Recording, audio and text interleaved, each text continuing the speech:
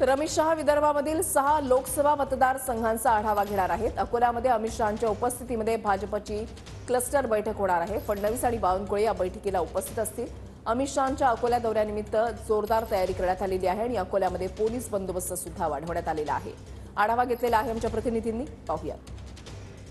गृहमंत्री अमित शहा आज अकोला जिल्हा दौऱ्यावर आहेत आणि या ठिकाणी अमरावती विभागातील 5 जिल्ह्यातील प्रमुख कार्यकर्त्यांच्या बैठका ज्या आहेत त्या आगामी लोकसभा निवडणुकीच्या दृष्टीने अमित शहा जे आहेत ते घेणार आहेत। या ठिकाणी जर पाहिलं तर विमानतळ परिसर ते साधारणतः हॉटेल जलसा इथपर्यंत प्रचंड प्रमाणात पोलीस बंदोबस्त जो आहे तो या ठिकाणी तैनात करण्यात आला आहे। चौकामध्ये पोलिसांकडून जे आहे ते बॅरिगेटिंग सुद्धा या ठिकाणी करण्यात आलेलं आहे। आपण पाहू शकतो की हा या ठिकाणचा अशोक वाटिका चौक आहे आणि प्रचंड प्रमाणात पोलीस बंदोबस्त जो आहे ते या ठिकाणी तैनात करण्यात आलाय।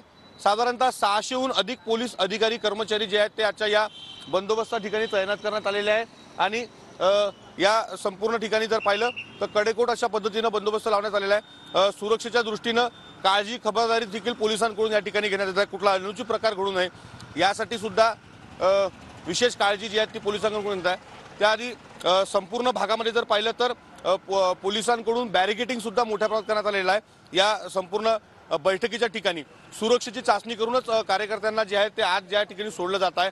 कॅमेरामन अनिकेत दहातोंडेसह विवेक गावंडे, TV9 मराठी, अकोला।